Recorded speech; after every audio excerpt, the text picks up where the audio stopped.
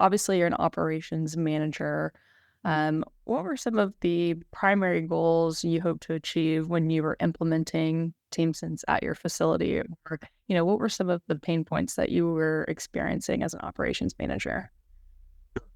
So really simply, when we first started taking a look at TeamSense, and actually that's when Adam and I first crossed paths, the problem that we were trying to solve was our previous absence reporting system relied on the person that was going to be out to pick up the phone and call our security guard shack. Now that those calls could come any time of day or night. And then if the security guard was doing rounds, maybe he wasn't at his station, maybe he'd leave a voicemail.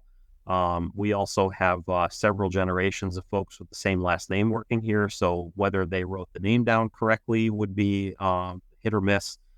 So basically, it was very difficult for my production managers or direct supervisors to get good information first thing in the morning, who's not planning on coming to work today. And you can imagine that the chaos that not knowing exactly what your workforce looks like when you've got to go in and start moving pieces, it can get interesting.